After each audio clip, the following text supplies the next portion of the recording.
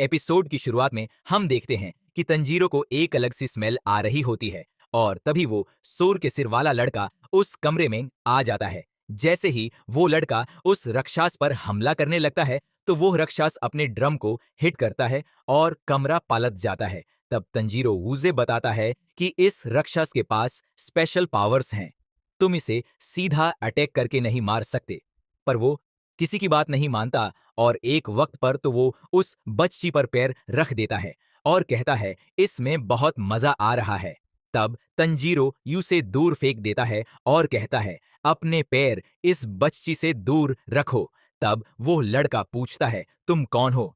आज तक किसी इंसान ने मुझे ऐसे नहीं फेंका। और वो तंजीरो पर हमला कर देता है कहते हुए मेरी सोट तुम्हें बहुत डैमेज देगी। तंजीरो कहता है क्या तुम अंधे हो? तुम्हें यह राक्षस नहीं दिख रहा?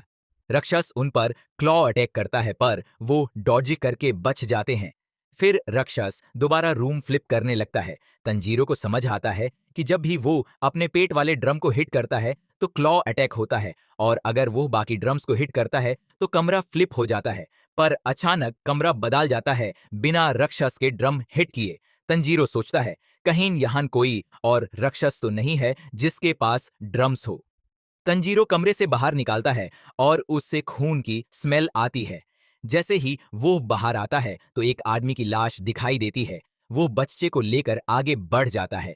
तब तंजीरो को एक यूनिक स्मेल महसूस होती है और उस स्मेल को फॉलो करता हुआ एक बच्चा देख लेता है जिसके हाथ में ड्रम होता है। दूसरी तरफ जेनित्सु का सीन दिखाया जाता है जहां उनके पीछे एक राक्षस पड़ा होता है। वे दोनों भागते हुए एक कमरे में चले जाते हैं और जेनित्सु दार के मारे सो जाता है। राक्षस कमरे में आ जाता है और अपनी जीभ से उन पर हमला करने लगता है लेकिन अचानक उसकी जीभ कट जाती है। जेनित्सु अपने पैरों पर खड़ा होता है और हम उसका एक अलग रूप देखते हैं। राक्षस भी उस रूप को देखकर डर जाता है और जेनित्सु अपनी टेक्निक से एक ही बार में राक्षस का सर अलग कर देता है। जैसे ही उसकी नींद टूटती है वो राक्षस को मरा हुआ देखकर डर जाता है और बच्ची से कहता है तुमने मुझे बचा लिया, थैंक यू उस राक्षस को मारने के लिए। फिर हमें सूर के सर वाले लड़के का सीन दिखता है जो कहता है कि मैं पिछले 3 दिनों से यही घूम रहा हूँ।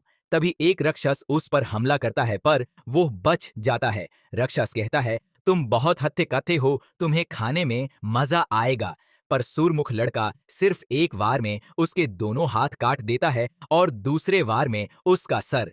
फिर उसे पैर से रोंदता हुआ आगे निकाल जाता है। इधर ड्रम वाला राक्षस मरीचि को ढूंढ रहा होता है और सोचता है कि अगर मैं ज्यादा इंसान खाऊंगा तो मुझे दोबारा 12 किजुकी में शामिल कर लिया जाएगा। मुजान उसे कहता है क्या तुम इंसान नहीं खा सकते? अगर नहीं तो तुम मेरे किसी काम के नहीं। और उसकी आंख से किजुकी नंबर मिटा देता है। राक्षस सोचता है कि अगर मैं ज्यादा से ज्यादा इंसान खाऊंगा तो मुजान मुझे अपना खून देगा और मैं और ताकतवर हो जाऊंगा। इधर हमें उस बच्ची का खोया हुआ भाई मिल जाता है।